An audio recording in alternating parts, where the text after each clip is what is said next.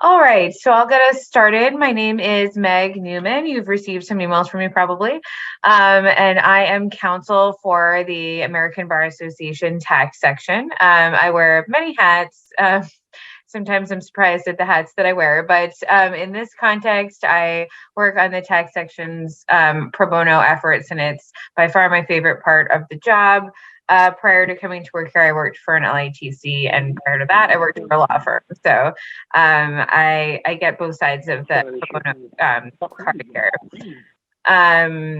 And it's great to see you all here. We've been so encouraged by the response that we've gotten to this program since we started it, and especially to this latest one.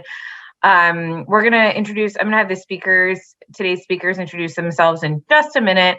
But I want to say one thing before I pass the baton, and that is that we do not currently have as many cases for this virtual settlement week as we did for the last two.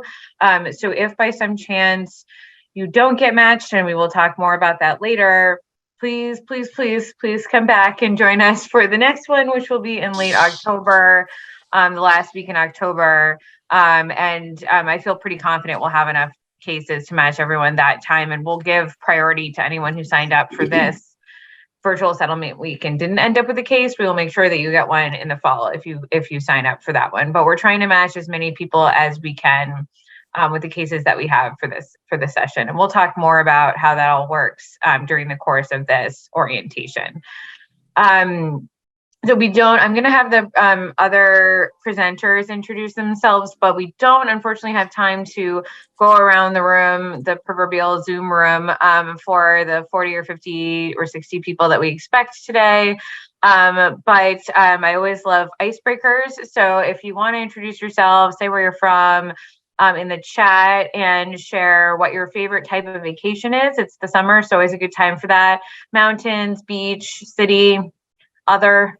I'll share mine is mountains. I'm going to Vermont in a couple weeks, and I've been going there since I was really young. So, it's been like 25 years or something because I'm really young. Get it? Anyone? No? Okay. Anyway, it's so great to see all your faces. Folks who do pro bono work are definitely the most attractive of all of the tax attorneys. So it's really nice to see your face.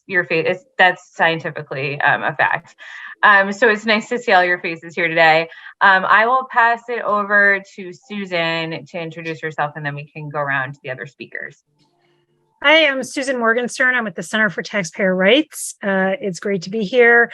My favorite vacation, I agree, mountains are a great place. I was in the mountains in Chile and most recently in the Rockies here in the United States.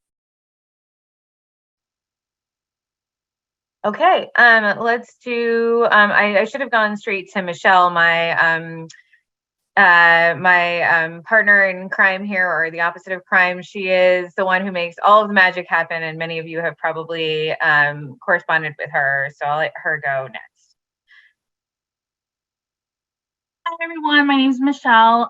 With the ABA, you'll probably be seeing emails from me. I mostly handle coordinating and matching volunteers to our cases. And if you have any questions, feel free to email me or call me. I'm here to help and facilitate as much as I can. Great, thanks, Michelle. Tony? Hi, I'm Tony Infante. I teach at the University of Pittsburgh School of Law, and I'm also the vice chair for pro bono and outreach for the ABA tax section, and I work closely with Meg. And in terms of favorite vacation, I have like lots of different vacations, but I do in the summertime like beach vacations. I grew up on the shore in New Jersey, so I like the beach, like going to Hawaii. We just got back from Vietnam visiting my partner's family, and we took a beach vacation while we were there. Awesome. Bob?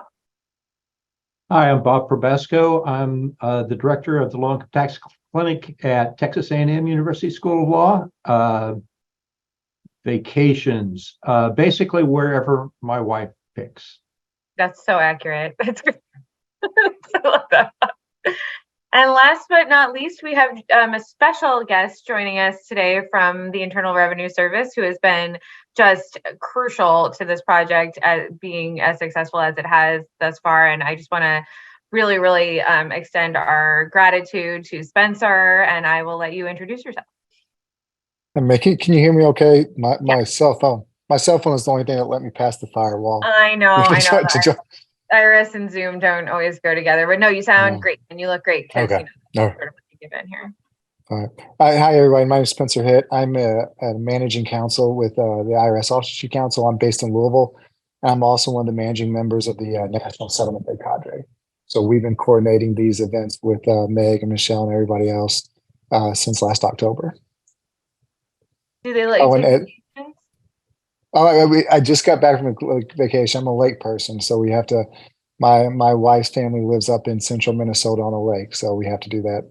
So I've become a lake person because of my wife. I mean, that doesn't sound too bad, honestly. Yeah. Bob's wife maybe takes him to a lake too. Excellent. All right. Well, it's wonderful to have you all here today. I will give a very brief background about the program, and then Michelle's going to talk a little bit about matching taxpayers, and then we'll sort of move on from there. So this is our third virtual settlement week. We some of you may have participated in person virtual settlement. They're usually virtual settlement days. And those have been successful in many localities around the US. You know, it's a great way to you know, keep taxpayer cases off the calendar call and try to get favorable results as much as possible for taxpayers. It's also a really great opportunity for attorneys who maybe have a lot of experience practicing tax law, but very little experience working with low-income taxpayers, but would like to take pro bono cases, to give them, you know, sort of a small bite-sized opportunity to try out doing pro bono work. And when you're working with a partner, you also get the opportunity to learn from someone who maybe has more experience. And then it's also a great opportunity for those who have experience working with low-income taxpayers, or maybe did an LITC in law school, but aren't quite comfortable taking on their own cases, to sort of get that experience. And the reason that we are doing this virtually is because we are a national association, and so we draw membership from throughout the country. And in some localities, it's not as easy to get this opportunity in person, both for the taxpayer side and also for the attorney side. So we're trying to bridge that gap and make it easier for people who live in places where they might not have the opportunity for an in-person settlement day pro bono experience to do that. And then we're also looking to provide a flexible pro bono opportunity for folks who maybe are in a place where they could do this in person, but their schedules don't permit them to leave the office for that long. They can sort of fit this in within the context of a busy workday and a busy schedule as an attorney. And then the other piece for us is as I alluded to, the training aspect, the ability to learn from other attorneys that maybe live in a totally different part of the country from where you live, and also just to meet new people. We are a membership organization, and it's nice to create that networking opportunity and those social interactions. And so we like to do that. Not all of you are necessarily members of the tax section. It's not required, though highly encouraged. And if you are interested in joining the ABA or joining the tax section, Michelle or I would be happy to point you in the right direction, or talk to you more about that as well. Michelle, could you talk a little bit about the process? So Michelle is an Excel maven. You should see the spreadsheets that she has, where she's taking all of the information that you all give her in your registration forms and all of the information she gets from the IRS, and color coding them and creating matches and all of that. And she's an extremely organized person that we're very lucky to have leading the charge here. But Michelle, do you want to provide a little background on what that process looks like? Hi, yes. Thank you so much for volunteering and for filling out the forms. I know they're a little long, but they're very important for me. I use that information to match the volunteers, you guys, with the cases. So I'll look at your experience, your availability, and then I'll look at the cases that we're receiving and match it. Everyone will get partners, so there'll probably be around 2 to 3 people per case. Once you are matched, I will send you, the volunteer, an email with the date for the settlement case, a little bit of info about the case, and the contact information for the IRS attorney who's in charge of the case, the name and the phone number. And then I will also send your guys' info to the IRS so that the attorney who's handling the case will be sending you a calendar invite. If you don't receive a calendar invite, I would say within like 24 to 48 hours from me sending you an email, let me know. I am available to you if you have any questions. But then, I don't know, what else should I say, Meg? Sorry. No, that sounds great. And we'll cover more as we go along. And there, there's always time for questions at the end. Great. Well, Spencer, I'd love to turn it over to you to talk a little Sure. bit about where the taxpayers come from. How do they get here, and how do they get selected for this? Because we've had a lot of questions about that over in conjunction with the last two sessions. Yeah, sure. Absolutely. So for those of you who are familiar with council, it's kind of split up into divisions. My division is small business self-employed, and we handle about 90% of all tax court cases. And about 90% of those are pro se petitioners that we deal with on cases. So as soon as we're able to schedule kind of a set of dates for these virtual settlement events with Meg and Michelle, what my cadre does is we send a blast email out and we advertise the event to across the country to all our different post of duties. In, whether it be in California, Kentucky, New York, Texas, all the states where we have offices and cases where the tax court comes for calendars, we let them know, hey, we're having this event during these 3 days. If you have any taxpayers who'd be interested in attending, please go ahead and invite them and to get them help. So basically, all cases are eligible that are pro se taxpayers, meaning there's not a counsel of record on file with them. We do have to exclude cases, what we can say in appeals jurisdiction. Those are cases actually being considered by the Office of Appeals, just because appeals has kind of its own set of procedures and restrictions on ex parte communications with us and how they make settlements happen. So, but it's essentially all pro se cases. And our different offices send out invites in two ways. One, we do like mass invites to all of our cases that meet those statuses, and we just send out general invites to them, say we're having this event, contact this attorney if you want to schedule something, or we'll contact a specific taxpayer who we know needs help, who we've been in communications with over several times, and we know they would really benefit from pro bono legal advice. So we send out those invites those ways. And then my cadre will get contacted by individual attorneys, paralegals, managers across the nation and say, we have a taxpayer who's interested. Here's the case information. Here's the times they would like a conference. And then we send that information over to Michelle and Meg, who kind of take care of matching it up. Once we get the matches back on the pro bono attorneys, then the assigned attorneys or paralegal will send out the invite to you all to start contacting taxpayer. So that's how we match it up. So some of the IRS personnel involved in this, you'll see that obviously the chief counsel attorney, paralegal manager who's assigned the case is going to be involved in the summit conference and on the invite. Many a times our pro se taxpayers know they owe money, and the question is, how am I going to pay it?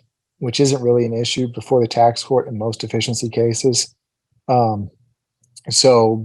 we do invite IRS collection to participate in these events. And in those situations, they will attend and explain payment options.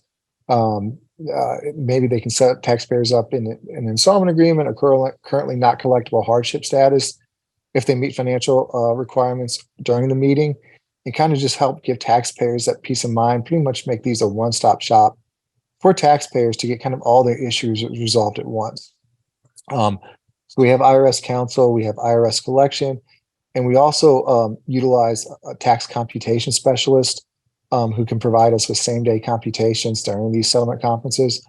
So if we're able to reach a basis for settlement and there's an overpayment or some other issue that requires us to get some detailed computations, we can turn around and get almost like same day immediate comps within the hour to go through with the taxpayer and work out the settlement on those terms. So those are the general IRS personnel involved in these and what we're doing. Kind of break down a little bit what you're seeing in terms of life cycle of the case and where we're at. So I mentioned we have all pro se cases that are not in appeals jurisdiction. So as many of you know, cases automatically go to appeals if they hadn't been to appeals once we answer the petition. So generally these cases are either recently answered cases or cases that have been to appeals. It's important to remember, I think, when we're dealing with, I've been involved in 100 settlement conferences and taxpayer conferences. It's important to remember these pro se taxpayers are generally confused coming into the meeting. And I know we've got some feedback of taxpayers not knowing who they are, what they're talking to. But in many instances, the pro se taxpayers we deal with on these cases, the first time they've actually been able to speak to a human being about their tax issue is when they file a tax court petition and they get a call from an IRS attorney. So these are a lot of these cases are automated audits, where they've gotten computer generated notices and haven't been able to really speak to a human being. And maybe those, you know, I'm in Kentucky, so maybe those computer generated notices were generated in Philadelphia. They filed a tax court petition in Washington, D.C. Then they get served with an answer from somebody in Louisville, Kentucky. And then they go to appeals, and maybe the appeals officer is based in Brookhaven, New York, where we have a service center. And so they're talking with them, and then you know, their case is not resolved. It comes back to Kentucky to handle. And now they're kind of being put in contact with, you know, pro bono attorneys based across the nation, and they're just kind of confused where they're from. So kind of one of the things that I like to remember, or I like to do at the beginning of our conferences on these, is kind of just general understanding about how these kind of, you know, taxpayers have kind of been passed around to different offices to get their case resolved. And by the time you all come in and are able to provide these people with these really needy people with free advice that they truly appreciate. You know, if they've spoken to several people, it's hard for them to distinguish who's representing them, what's the tax court, the difference between the IRS counsel and the tax court, you know, what your role is. So it's just at the beginning of each conference, it's very important for us to just kind of speak to taxpayers, introduce ourselves, say what your role is in the case, you know, who you are, where you're from, and, you know, kind of just explain that kind of within the nature of the scope of the meeting. And it's, you know, we try to take the time with our invitation that we craft to kind of explain what it is. And then when they call us up and want a meeting, we kind of try to explain again, but there's still always that confusion. So I think it's just kind of important to remember, you know, when you think about the life cycle of a tax court case, from answer to going to appeals to coming back to council, just generally kind of the different scope and provisions and how many places it's been, and general confusion of the taxpayer when they're getting to you all. And I will say, you know, these pro bono days are generally appreciated. The most satisfied I've ever seen taxpayers, even if they end up owing, you know, thousands of dollars at the end of the day, are when they settle subsequent to these settlement day events. They generally leave satisfied, even though they're owing money, because they truly understand why they owe. So, but that's generally how we select cases and kind of the cases and where they're at. They involve all different kinds of issues, from unreported income to credits to collection due process. So we have a wide variety of different things where we get taxpayer help. Thank you for that. And, you know, to that point, we do at some point want to pull together some statistical data on how many of the different types of cases we've seen through the first 3 virtual settlement weeks. And we're going to try to do that before the fall one. I haven't had a chance to do it yet, but I do think it'd be interesting to see like how many EITC cases we get, how many dependency cases, innocent spouse, CDP. I would say those are some of the more common ones. And then we get some that are like really complex, not your traditional low-income taxpayer issues. And the nice thing about having folks here, I can see some of their names on my screen right now, who have, you know, non-pro bono practices and have experience in different areas, is that they can take some of those cases pretty easily. Well, great. Well, moving on to the next topic on our agenda here. We're going to talk a little bit about sort of like background considerations, and I don't want to talk too much about this because we really did cover most of it in the emails we've sent out. But just as a quick reminder, if you are a student or if you are an attorney who practices without insurance, consider that choice. But you you should really try not to be delivering anything that could be construed as legal advice during the course of this event. We really don't want to get people in trouble when they're trying to help out taxpayers. And so we do want anyone who wants you to participate in these sessions, and that's why our partner structure really works well for this. So if you're a student, the best role for you is probably going to be providing background support, background research, and observation, sort of learning more about what these cases kind of look like, and trying to stay away from, sort of negotiating directly with the IRS or with the taxpayer. The ABA tax section does not offer malpractice insurance for volunteers, so it would need to either come through your regular employment or some other place where you get insurance for taking pro bono matters. So that's one thing that we have mentioned in the emails. The other one that I wanted to note is that for folks who are at law firms, sometimes this issue comes up of conflict checks. This is not considered, in our mind, we do not consider this to be a representation matter, but different firms have different policies around this. I did send an example from a large law firm that I tried to sort of make as generic as possible, of something that you could have the taxpayer sign, acknowledging that you aren't doing a conflicts check in the course of this interaction with the taxpayer. So if that's something that's helpful to you, feel free to use that. If you have something else you need to use, that's probably okay too. And if you have questions about any of this that are very specific to your situation, feel free to contact me or Michelle, and we can walk you through it. We've done this with lots of folks so far and haven't found anything too insurmountable at this point anyway. And then Spencer, did you want to talk a little bit about the form that we've shared? So they've seen the form that you shared with us from the IRS about accessing documents, but do you want to talk a little bit about why that's important and why you shared it with us? Yeah, no, sure. And so I think we've set these meetings up in a way where obviously getting back to it is we have certain limitations on what we can disclose because of IRC section 6103 disclosure. Like we just can't hand out return information about the taxpayer to people who aren't counsel of record or don't have a 2848 power of attorney or some other form with the IRS signed that authorizes disclosure of tax information. We can share that during the meetings with the taxpayer if they, orally agree to let us do it. But again, that doesn't give you all, the pro bono representatives, that much time to prepare and research the issue and provide solid legal advice. So we've kind of set these up in a way where you can reach out directly to the taxpayer to start gathering some information to kind of prep going into the conference, do your legal research, gather information, come in prepared to make these things go quickly. In many instances, the taxpayer doesn't have the records that the IRS provide them. They don't have a copy of the notice of deficiency that the case is based on, or maybe some other IRS documents that you would need to see that would help your case. In those situations, make sure the form, but our cadre developed a form that just authorizes disclosure of tax return information. And again, this is similar to Form 8821, just a tax information authorization. It's not a representation form. It just provides a kind of a written waiver of under 6103 for us to disclose this tax return information directly to you all with the reps with permission of the taxpayer. And that authorization is only valid for 120 days. So, it's not ongoing something. It's not something that gets recorded with the IRS in terms of in our CAF unit that tracks those. So that form is just really helpful if you need information about the taxpayer's case that the taxpayer doesn't have, and counsel can provide that to you.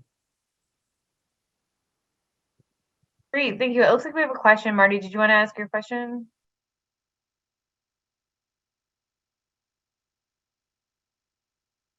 You're on mute if you're Muted.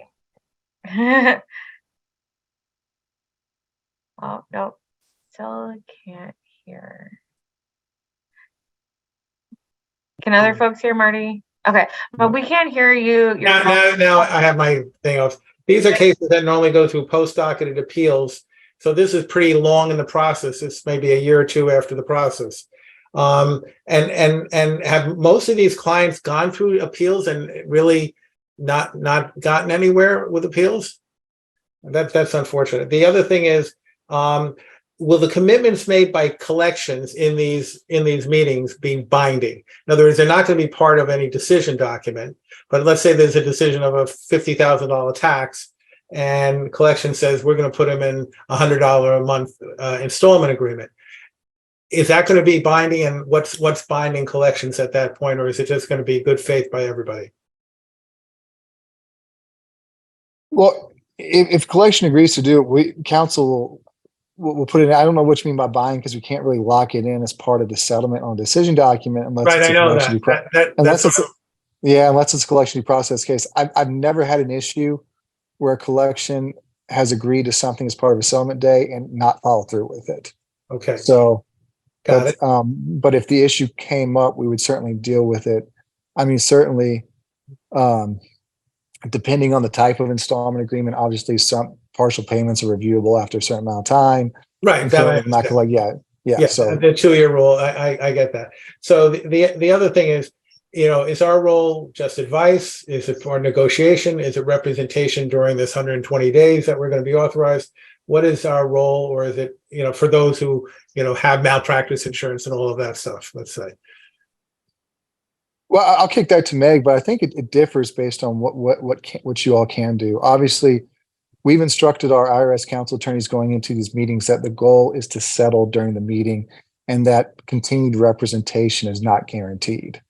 Now, in some situations, the pro bono refs have agreed to kind of work with them after the meeting to send additional documents and do that. But again, I think that's a case by case basis on how they agreed. But again, I'm sorry. Go ahead, Meg. Go ahead. I was going to say, we are going to get into that a little bit later, like sort of what to do at the end. The next section is going to be sort of talking through like tips and best practices and such. So, but as a threshold matter, the volunteer gig that we're putting out there is really meant to be preparing for this session, working with your partner. If you're the more experienced partner in the partnership, sort of doing some education a little bit along the way, to the extent you feel comfortable, meeting with the taxpayer in advance, then meeting with the IRS attorney, and then once that ends, ideally you settle on that day. Sometimes these they do sometimes linger, but we prefer it to be as close to the initial, sort of scheduled meeting as possible. Some folks will decide to take on the case for further representation. That is completely optional. In no way is that an expectation or required. You can refer the cases to a local LATC, or you can, come back to me and Michelle, and we can help find someone to take the case on if it needs representation and you or, whoever's assigned to the case isn't able to, or doesn't want to, or doesn't have the capacity to continue in a full representation capacity. But for the most part, we're hoping that is not the case. For the most part, this should be confined to sort of like weeks around the meeting. Thank you. And I'll just stress again, like we go in with the instruction, we're going to settle these that day. Yeah. So to the extent we can, that's our goal. And I'll say that we've been incredibly impressed that for the most part, that really has been the attitude of the folks, of the IRS attorneys, that they really are in a settlement position, for sure. Yeah, I think our settlement rate's at like 71, 72%. At least, or higher. Which is same day. Higher if you include after even. Okay, so we're going to shift gears a little bit and talk about sort of some tips and best practices, as I've mentioned.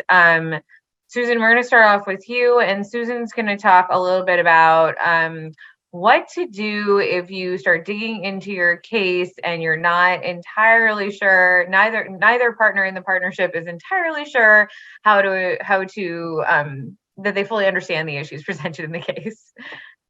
Thanks, Meg. So this actually arose in the last settlement day, where there was a case where the attorneys had started sending questions to Meg, and Meg was thinking that maybe they needed some guidance. And so she picked up her keyboard, I guess, and emailed me and asked if I would help out. And so the message I want to convey is that you are not alone in this process. If you have a question, if you feel stranded, if you feel that, no matter all the research that you've done, you're still not really sure, then reach out to Meg, who will corral somebody to help you, either to come on as sort of an active co-counsel or a passive co-counsel, or just somebody to be a sounding board and help you with research. The goal here is really to educate each of the attorneys providing the representation, but also to ensure that we're getting to the right result for the client. And so this is not sort of you're off on your own adventure.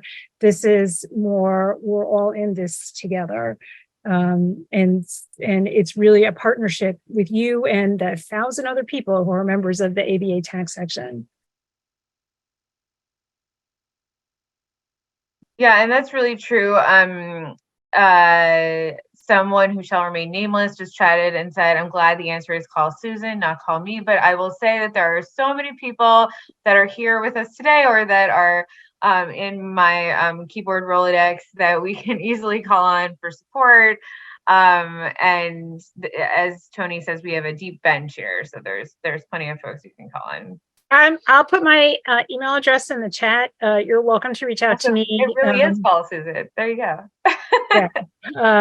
I'm glad I've blocked out the 3 days, sort of at Meg's advice, and I'm willing to hop in at the last minute if you think that would be helpful to you, or even beforehand, if you're struggling with trying to understand what the client's trying to convey to you, then sometimes it's helpful to talk to somebody else and just get a sense of, well, these are some questions I could be asking the client. So I'll do that. And thank you. Okay, I'm going to pass it to Bob and Spencer to sort of tag team the next topic, which is troubleshooting around exchanging documents, which is a different experience when you're doing this virtually than if you are doing it in person and you can sort of hand the documents back and forth. Bob, do you want to start us off? Absolutely. There is the difficulty in terms of you can't just hand things, but there is the advantage, as opposed to just showing up at a calendar call, that you can have some time to get things in advance. So that gives you an opportunity to get documents from the taxpayer. They may not have all of the documents you want to see, but also by using that authorization form to get documents from the IRS attorney on the case. And those are not the only options. It is possible, for example, one of the things that I try to do every time is once I know the taxpayer's name and the docket number, go look at the docket, figure out what documents might be helpful or useful to you. Often the petition and the answer may be plenty, but you never know what type of things you will run into. I have a while back, that's not been recent, someone who showed up. I was helping at the settlement day, and there was a pending motion to dismiss for lack of jurisdiction. And for that, it's a question of whether the IRS attorney is willing to do an informal settlement, because the decision by the tax court is just going to be to dismiss it unless there's a basis for proving them wrong. But you can get documents directly from the tax court. There's a process to look at the docket, figure out what the docket number is and which documents you want to see. And you can call the clerk's office, tell them, they will compute a price. It's a maximum, I think, of $3 per document. So if you're willing to invest a little money and you can't get the documents otherwise, you can get them that way ahead of time. And it works pretty easily, pretty quickly. Interacting with the taxpayer is the settlement conference itself, it's a lot better if they can work through Zoom, but they may not be able to. They may only be able to attend by phone, which is a little bit more awkward. Sometimes if you get documents ahead of time from the taxpayer, you can forward them to the IRS attorney, or they can forward them to the IRS attorney, so they have them handy. But you might have to wind up exchanging documents during the settlement meeting, and doing it through Zoom is a possibility. Email is a possibility. Fax is a possibility. I tend to suggest you not try text messages, because low-income taxpayers in particular like to text you photos of documents, which are often difficult to read. Plus, you're giving them probably your personal cell phone number that you may not want them to have. There are, it really is, it's incredibly useful to look at the docket ahead of time and to contact the taxpayer and get documents from them as early as you can to effectively provide them some informal advice. What we are doing is not representing in terms of directly dealing with the IRS attorney on their behalf. We are giving them some informal advice because we don't have a power of attorney and we haven't entered an appearance in the case. But we are providing them informal advice and suggestions, and we may be facilitating conversations with the IRS. I don't negotiate with the IRS, but I facilitate a discussion back and forth between the IRS and counsel. And sometimes it looks very much as though I am advocating for them. And it is also something that you not only get documents, but talk to the taxpayer ahead of time, because they interpret those letters a lot differently sometimes. I've had taxpayers during some of these things that thought that that letter talking about being invited to a settlement day meant that the IRS had an offer to convey to them. They already had an offer in mind, and this is what we want to settle. And they may think of settling a tax court case in similar terms as settling on a price for a new car you're buying from talking with the dealership. So there are a lot of misconceptions that you can clear up ahead of time and get resolved and out of the way before the actual conference, to the extent that you have time and are able to contact the taxpayers. It's important to try to do that as early as possible, again, to the extent that you can, and then always remain flexible. Nothing ever goes the way you think it's going to go. So be prepared to change on short notice how you're going to address these things. You may have a brand new issue pop up that the taxpayer isn't focused on, but the IRS knows about. And particularly if you haven't gotten the notice of deficiency ahead of time, you may not know about it either. And most often, if you're just a volunteer and you're not working at a low-income taxpayer clinic, maybe if you're not, even for people working at a law firm, you probably are going to want to get rid of those documents after the conference, after everything that you decide you want to do. You might get involved again, as Meg said, but that's entirely your choice. I normally keep the documents for a while because I'm treating that as someone that I am representing. I'm just not representing them before the IRS. And I may have something crop up that I need to refer back to it, but we have a very secure storage facility for that type of thing.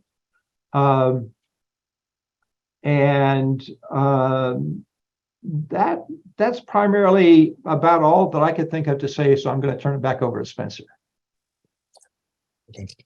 So a lot of great tips. I'd say from the IRS side, one thing that I do at the beginning of a settlement conference is go in and kind of, let me start with this. We have 3 platforms, and we're a bit limited because of firewalls and sharing platforms that we can use. So we're really down to either a telephone conversation, which is kind of the least beneficial because you can't see anything unless you're all looking at the same document. And then we have Microsoft Teams, which we can use, in ZoomGov.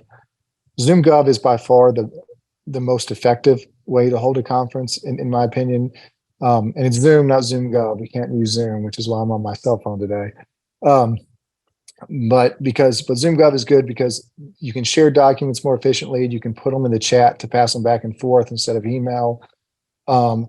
You can put the taxpayer in a breakout room with the pro bono representatives and have them talk outside of your presence, as opposed to maybe like hanging up the phone. Teams has some of that feature. It's just not as good or as easy to use. So to the extent we can, ZoomGov is the best.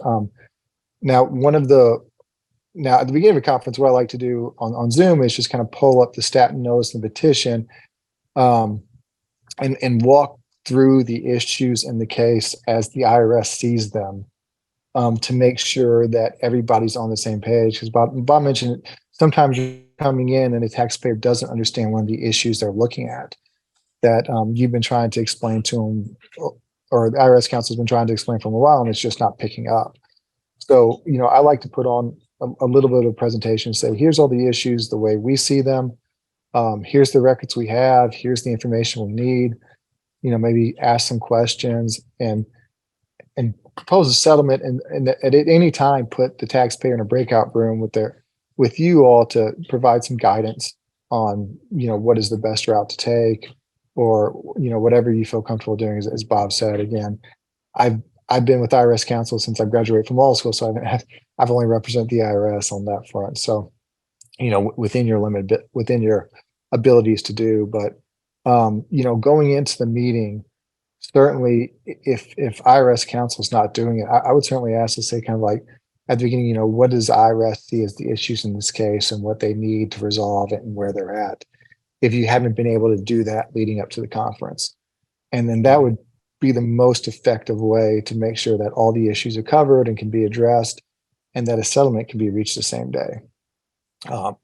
So, again, just kind of now sharing information wise, again, eFax is good. Counsel can email documents to the taxpayer and the reps.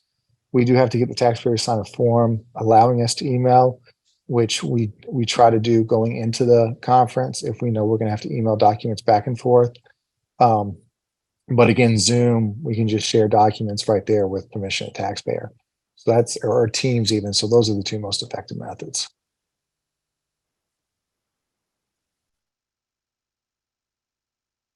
Excellent. Thank you. That was really helpful. Okay, so now we're going to talk a little bit about working with your partner, working with IRS, and working with the taxpayer briefly. So we'll start with working with your partner, and I'm going to turn it over to Tony for that. Okay, thanks, Meg. So, overall, we're really looking for this to be a positive experience for you and for the taxpayer, and so that's really the kind of the bottom line of everything that I think we've all been talking about here. And in terms of like best practices for working with a partner, one thing that's really important, of course, is to share the workload, because you are partnered up. So, you're going to have more than one person who's working with the client or working with the taxpayer. And so, you should be meeting among the partners before you meet with the taxpayer so that you can divvy up the workload. And when you do that, you should bear in mind some of the stuff that Meg was talking about earlier, which was, referring to, the fact that you might have a student as a partner, or a student that's one of the partners. The student can't practice law because they're not admitted. Or you might have someone who doesn't have malpractice insurance to cover the pro bono work that they're doing. So, be mindful of, what people can do, but be sure to incorporate everybody in the activity, because it is supposed to be a learning experience. So it shouldn't just be the person who has the most experience doing all the work. And the others are just along for the ride, divvy up the work so that way everyone is learning through the process, both the people that are more experienced and the people who are less experienced, and that no one is doing anything that's running afoul of restrictions regarding the practice of law. And then just briefly about if you run into issues, and this is again underscoring some of the stuff that you've already heard. If it happens for whatever reason that you're trying to schedule a meeting with your partner before you meet with the client, and you're not getting any response at all. I mean, you keep trying and trying. You get somebody who's non-responsive.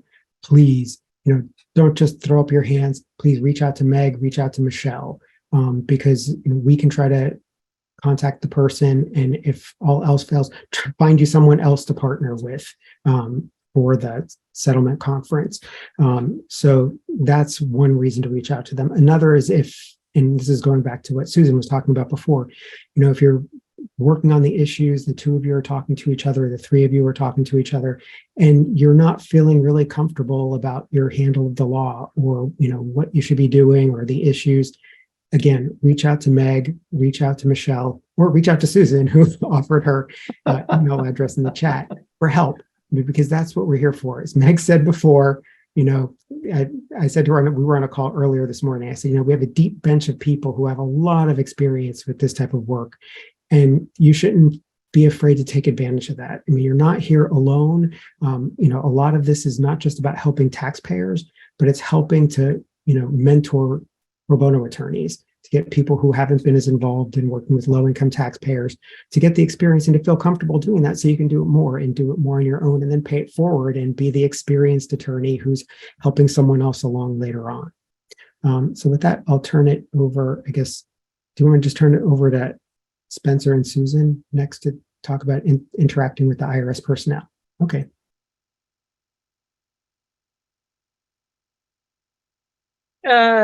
Spencer, let me ask you, Spencer. I mean, when I'm now on my third case, and I got the name of my client, I got the name of my partners, I got the empty, the blank releases, and I'm all set to reach out to my client and start conversing with my client. But what is counsel expecting from us when we have that first conversation with counsel? Maybe you could help us understand how we can be best prepared for that. Well, so I guess it just depends on the case, right? And how interactive the taxpayer was, and going in, and because again, I just go back. We send out two invites: the mass invite, and we don't know who's going to appear, as well as the targeted invite, where we really want somebody to get this help to get the case resolved.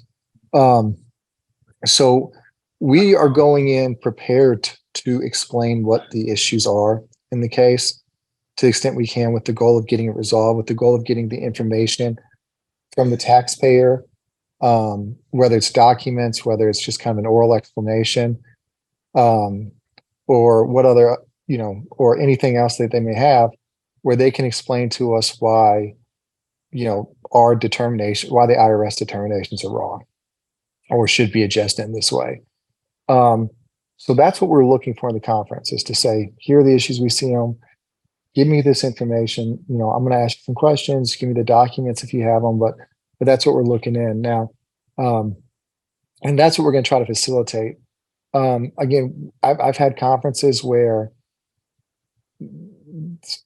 attorneys have directed the taxpayer not to answer questions, and it doesn't really help to get the case settled.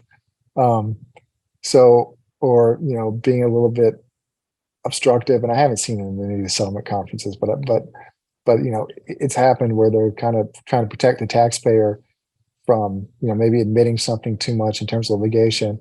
And I guess we're just trying to stress on these that we're not using these as Bremerton conferences to kind of develop stipulations of facts or anything. That'd be helpful if we can't get it resolved. And if we want to have a conference after the fact to get that, that's fine. But I think our goal going into these is to get the case settled. So as much information as you can provide us to address the issues to get them closed, that's really what we're looking for. Yeah, I mean, sometimes, we have clients that are challenging. One of the cases I had the past session was a client whose perception of the issues was quite different from what the issues were. And it makes it very difficult for us as attorneys to help navigate sort of that path towards resolution. And it presents, I think, some ethical issues for us as well. As how do you let the client? When do you let the client tell the client's story? And when do you sort of hold the client back from telling the story? Because the story, it may not help the case, even though it may be divorced from the case. And I think in part of the settlement conferences, from my perspective, is learning how to work, learning your client's issues outside sort of the immediate tax question, so that you know how best to navigate the conversation with counsel with the client present.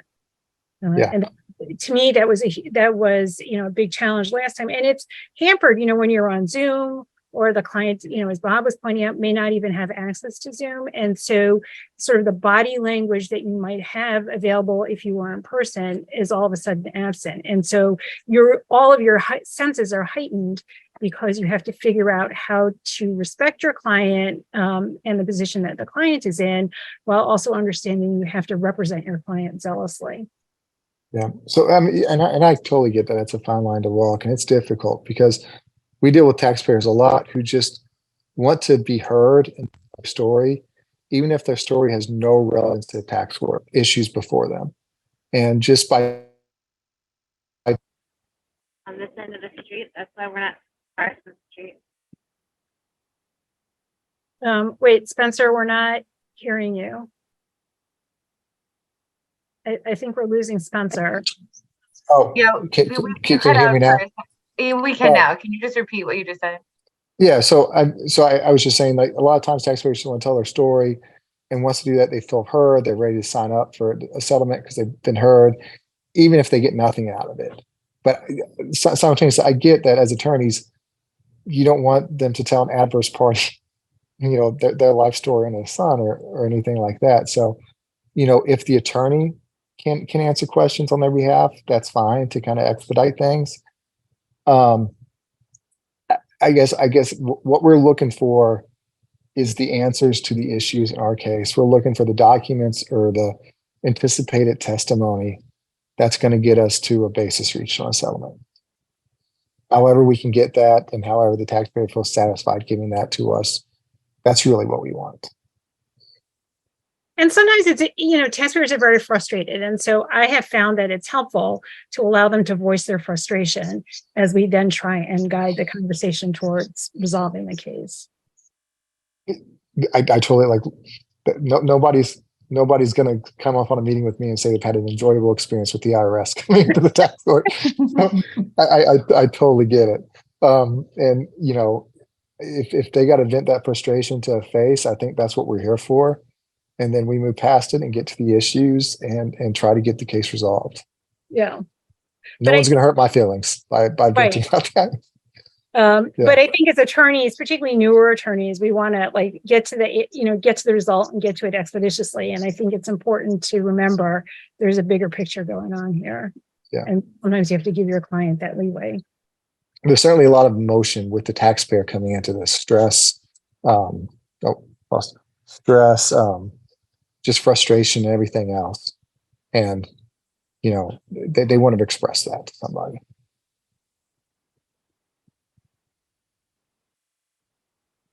Well done. Is there anything else that Bob or Susan that you wanted to note about dealing with taxpayers or interacting with taxpayers? Any tips or best practices before we move on to our last topic and sort of close up here?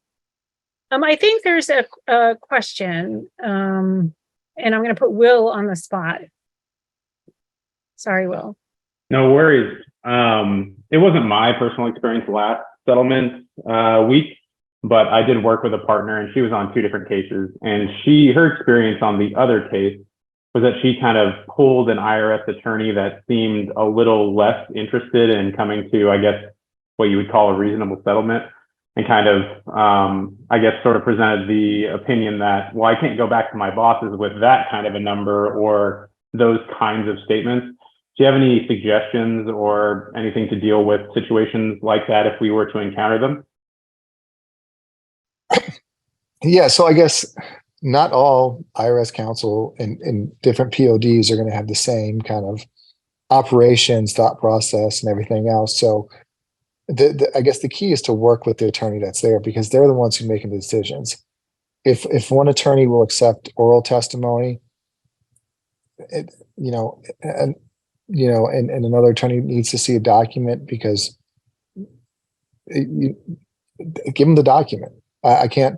So I can't set a whole policy for the IRS to say oral testimony always works, to show that one attorney wants a lease agreement to show that the child lived with the parent for 6 months out of the year to get the EITC credit. And another attorney will just accept their explanation, testimony, and their credibility. There's really no distinction for it. It's just, and I can't speak to it without knowing what specifically the numbers were or anything else, what the offer was in terms of that. So it's difficult. But you just kind of have to work with the office and the issue, and it's hard to kind of distinguish without knowing what the issues are and so forth. But as I say, try to get the attorney that information they need, because they're going in to try to sell the case. The man hours, these are pro se taxpayers. The man hours it takes to get a case tried, wait for an opinion, do a stipulation of facts, put it in front of a judge, and then close it after.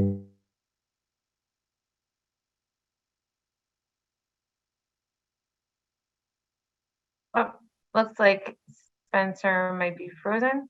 Yeah. Varying offices, varying attorneys, just kind of have to work with their needs on what they need for the case. Thank you. Great. Well, we only have 2 minutes left, and I wanted to give Tony a chance to talk about getting involved in pro bono outside of the virtual settlement weeks. But if you guys have questions, you can throw them in the chat, and we'll try to stay on a little bit after to answer questions. So go ahead, Tony. Okay, great. So I'll keep it brief. I just put in the chat the link to the pro bono portion of the American Bar Association tax section's website. So the ABA tax section pro bono page, where you can find out information about all the pro bono activity that goes on within the tax section. I know we have some students on and some students signed up for this virtual settlement week. So I wanted to talk a little bit about public interest work from their perspective too. And so there's a variety of fellowships that are out there for students who are interested in doing public interest work post law school. An important one, if you're interested in tax, is one that's offered by the ABA tax section, which is the Christine Brunswick Fellowship Program.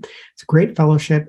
It's basically 2 years paid fellowship by the tax section to work with a public interest organization doing tax work. And you can find information about it at that link that I put in the chat.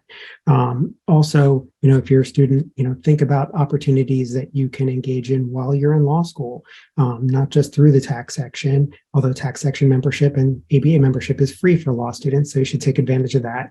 But, think about enrolling in your LITC if you have one at your law school. Think about externships, especially if you don't have an LITC. I know our local IRS Chief Counsel's office is always hiring interns or externs from our law school. So that's another way of getting some experience. And also look and see what tax classes are offered at your law schools. Some schools have classes that, are public interest oriented. For the practicing attorneys, just a few words. One thing that we always like to plug is LITC Connect, which is from Susan's organization, the Center for Taxpayer Rights, and that helps to match attorneys with LITCs who need help with cases that they can't handle themselves. So that's a great tool to take advantage of. You can also always contact your local LITC and ask to volunteer. People are, I think, always welcoming the help that they can get to make sure that as many taxpayers can get served as possible. Also look out for future virtual settlement weeks. As Meg said, this is the third one we've done. We did one last October, in March, and now in July. And this has been so successful that this looks like it'll be an ongoing program on that kind of a schedule. So keep a lookout for those. Also, when the tax court comes to your city, look out for the calendar call and calendar call opportunities, to help taxpayers there. Of course, look to your local and state bar association as well. And if you do stay and get involved with the ABA tax section, also look to our mid-year meeting. So our fall meeting is in October. That one's virtual. So you can be wherever you want to be, and you can attend all of the great programs that we have. But our mid-year meeting, which will be in San Francisco this year, we're aiming to have basically settlement day as part of that meeting. So that's a pro bono opportunity that'll be connected with going to the meeting and will be in person. So if you're interested in that, keep an eye out, because you'll start seeing, information, calls for volunteers as that approaches kind of late in the fall. We'll start hearing that. So I'll turn it back to Meg to see if we have any questions. All right. Thank you, everyone. If you have a question, let's see, I don't see any in the chat. So if you have a question, maybe I'll just pause a minute and you can go off mute and ask any questions.